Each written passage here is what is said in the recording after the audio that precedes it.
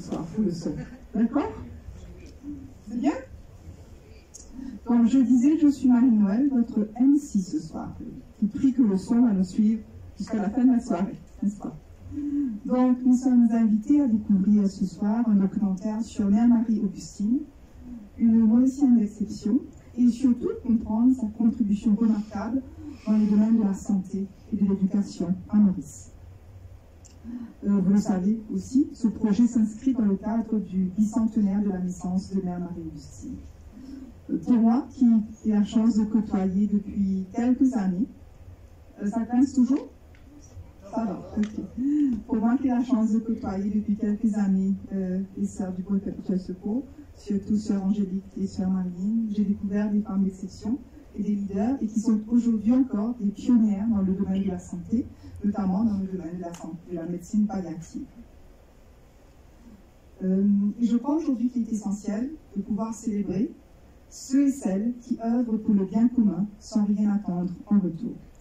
Je vais maintenant inviter sœur Angélique, provinciale des sœurs du Bon Perpétuel Secours, à venir pour son discours de bienvenue. Sous vos applaudissements.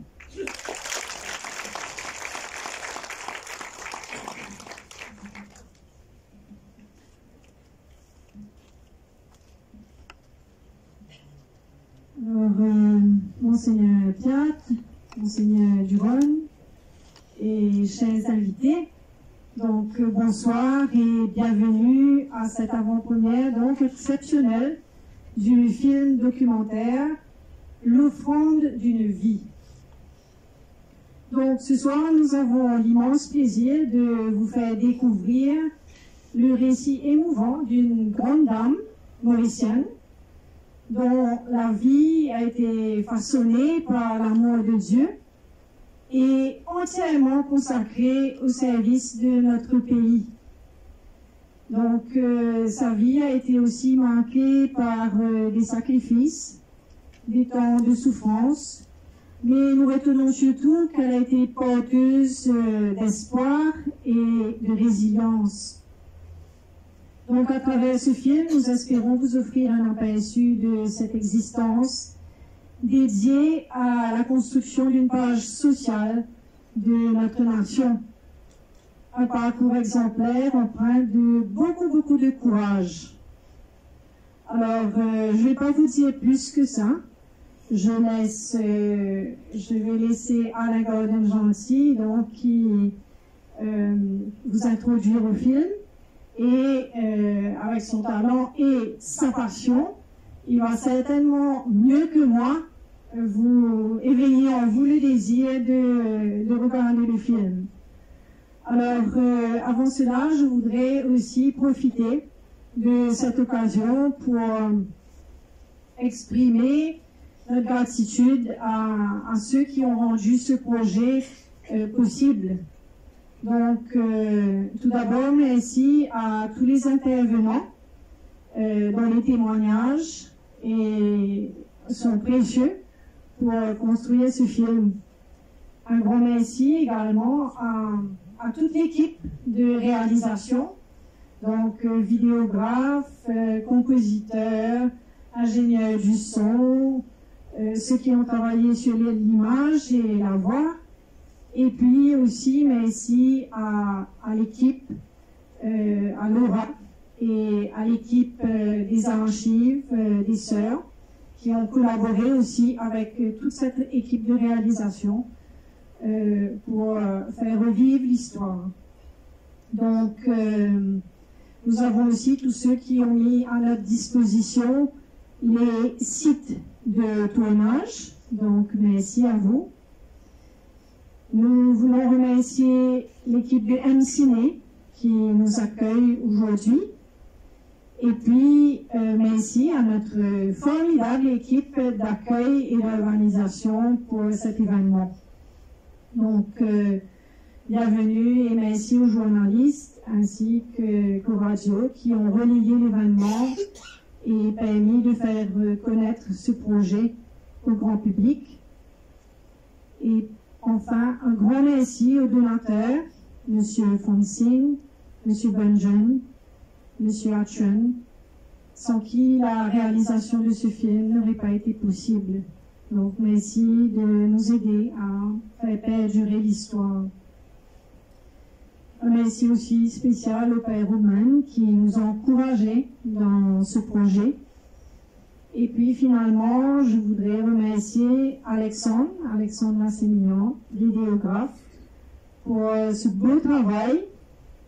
Et pour finir avec Alain Gordon-Gentil, réalisateur du film, qui a accepté cette aventure et qui s'est montré disponible, accessible et passionné. Donc, merci Alain. Donc, ça a été vraiment une grande joie, un plaisir pour nous de te rencontrer et de travailler avec toi et Alexandre. Alors, je pense qu'avant même de voir le film documentaire, nous pouvons déjà les applaudir.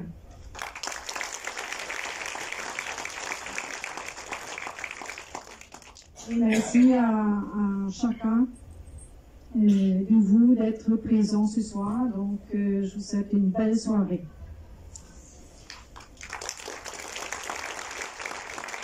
Merci, donc, avant de passer la parole au réalisateur, je crois que Alain, tout le monde nous connaît.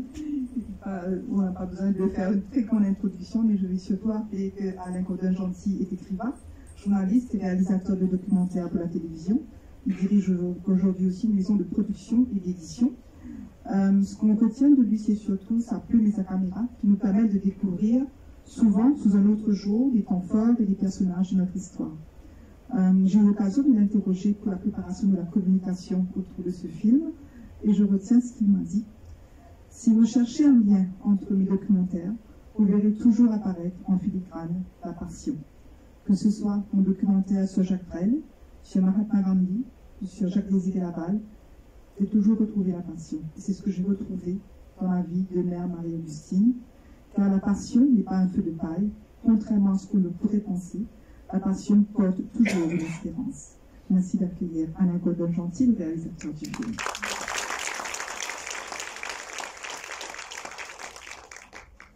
Bonsoir, merci. C'est terrible, elle a déjà pris un grand morceau de mon discours. Non. Je ne sais pas si quand il y a deux monseigneurs, je ne sais pas si on dit messeigneur. On dit comment? Messeigneur. Fantastique. Chers amis, merci d'être venus aussi nombreux suivre l'aventure de Mère Augustine. Je dois l'avouer, avant ma rencontre avec Sœur Angélique, je n'avais jamais entendu parler de Mère Augustine. Juste de vagues souvenirs d'enfance à l'école Bon Secours, à Port-Louis, que j'ai fréquenté vers l'âge de 7-8 ans. Et puis des souvenirs un peu plus précis, vers 15 ans, avec les amis du collège Sainte-Mérise, quand nous allions attendre la sortie des filles du collège BPS à Beaubassin. Voilà ma seule et maigre acquaintance avec la congrégation du Bon Secours. Mais comme le disait une confrère journaliste qui a fait ses classes au BPS, on nous parlait beaucoup de Mère Augustine, mais nous n'avons jamais su vraiment qui elle était. Voilà ce manquement comblé, je l'espère. Ce documentaire, donc, essaye de tracer les contours de la vie de la jeune Caroline Lanferna, devenue Mère Augustine. Je suis donc, comme elle disait, assez fasciné par la passion, et c'est ce qui m'a accroché dans la vie de Mère Augustine. Ce qui m'a aussi accroché, c'est cet engagement total, le don de sa vie aux autres. C'est ce qui m'impressionne le plus chez les gens qui ont cette dimension. Et puis j'allais dire surtout, cette jeune fille est animée d'une immense bonté. Il y a souvent à l'égard de la bonté une sorte de gentille condescendance. On le voit de nos jours. Mais dans ma conception des choses, je deviens persuadé que la bonté est la forme la plus puissante, la plus absolue, la plus subtile, la plus raffinée de la vraie intelligence. Et la bonté, c'est ce qui est au cœur de l'œuvre de Mère Augustine. Je ne vais pas vous en dire plus, juste remercier Sœur Angélique d'avoir mis sur mon chemin cette personne exceptionnelle. Mais avant de terminer, je voudrais sincèrement et chaleureusement remercier ceux qui ont soutenu la production de ce film. D'abord la congrégation des sœurs du BPS, M. Philippe Atuen, M. Vikram Banjan et M. Alex Fonsine. Sans eux, rien, il faut bien le réaliser, rien n'aurait pu se faire.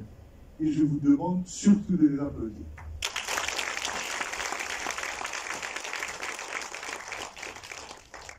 Je voulais préciser une dernière chose, ce film est un produit entièrement mauricien. Le réalisateur d'abord, Alexandre Assemian pour les images et le montage, Olivier David qui a écrit, arrangé, composé et joué et interprété la musique, Rachel Despéville pour la voix de la narratrice. C'est un film entièrement mauricien. Et j'en suis très fier. Merci et bon film.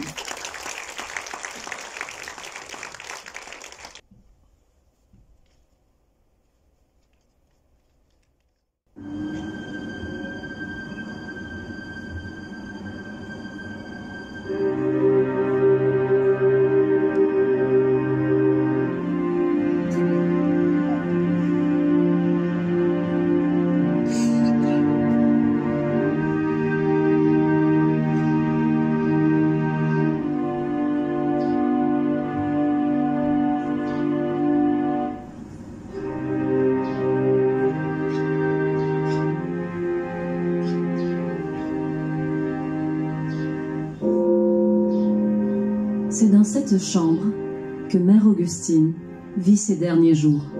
Elle a 75 ans. Et tandis que naît un nouveau siècle, le 28 janvier 1900, elle rejoint l'éternité, entourée des sœurs de sa congrégation. Celle qui s'en va laisse dans son sillage une œuvre immense. À 10 000 kilomètres de cette chambre où l'on pleure sa mort, des milliers de femmes, d'hommes et d'enfants de l'île Maurice ne savent pas encore que vient de partir pour le dernier voyage celle qui les a aimés, celle qui a consacré sa vie à offrir son amour, sa compassion et son courage. Entre les murs de la maison de la congrégation s'éteint dans l'hiver glacial une grande âme avec, on l'imagine, le sentiment de l'œuvre accomplie.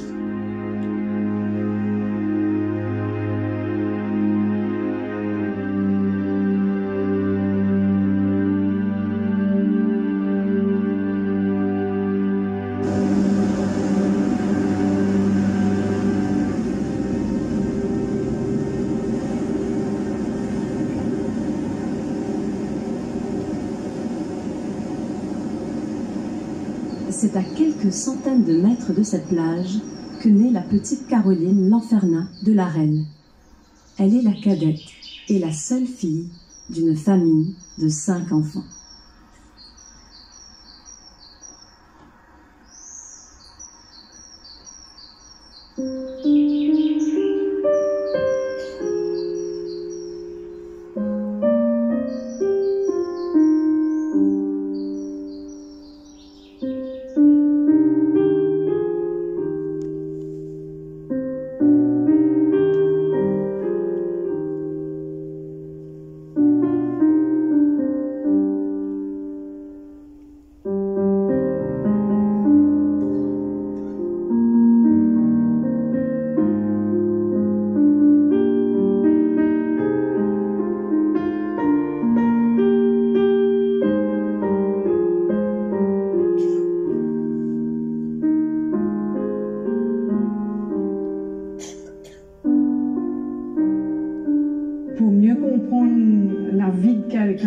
C'est important de retourner aux sources de son enfance, de son vécu.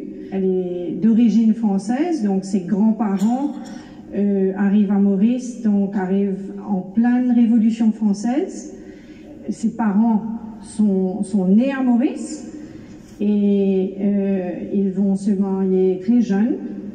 Et sa mère a 17 ans, se marie et ils auront 5 enfants. Donc une grande famille, une belle histoire, et puis on est à ce moment-là, c'est 5 enfants, la dernière, c'est la seule fille, et elle porte le nom de sa maman, Caroline. Elle est née à Pointe-au-Piment, sur la propriété familiale de l'Unité. Les conditions de vie à Maurice sont compliquées, et ils vont connaître donc des moments difficiles avec la maladie et la perte d'un des enfants. Et quelque temps après, le deuxième tombe malade et meurt. Le troisième tombe malade et décède. Le quatrième tombe malade et meurt aussi. Et donc, on peut s'imaginer à quel point la petite Caroline donc est précieuse au cœur de cette souffrance terrible que va vivre la famille. Elle est entourée d'un amour maternel extraordinaire, on peut comprendre. Elle est vraiment couvée par cette tendresse de sa mère. Et en même temps qu'elle a tout cet amour maternel qui l'entoure, elle est entourée aussi par un peu toute cette ambiance de deuil, de souffrance et d'intense tristesse que vit sa maman. Elle a connu dès l'enfance des exils, en quelque sorte des absences, et je pense que ça a quand même beaucoup influencé sa psychologie, son expérience de la vie. Quand on est orpheline de mère, surtout à cette époque, ce n'est pas facile de vivre et de survivre. Bon, elle a donc connu pas mal de déplacements dans sa vie en tant que fille. Son père s'est quand même marié 3 fois. Donc c'est aussi l'histoire d'une famille qui se transforme, où il y a de nouvelles venues. Et donc c'est une fille qui va grandir dans cet environnement, qui va aller vivre chez des tantes, qui va beaucoup se déplacer au gré des occupations, allons dire, professionnelles de son père, et qui aussi va être en pensionnat. Donc elle vit loin de sa famille, elle vit quelque chose de très spécial, je pense, pour une fille de cette époque. Et donc je pense que cela va forger son caractère quelque part. Elle va apprendre à vivre par elle-même, elle va apprendre aussi à être au contact d'un tas de gens différents, parce qu'au gré de tous ses déplacements, elle rencontre beaucoup de gens finalement. On peut dire qu'elle a voyagé beaucoup à Maurice, et ce qui va la préparer aussi pour d'autres voyages ensuite dans sa vie.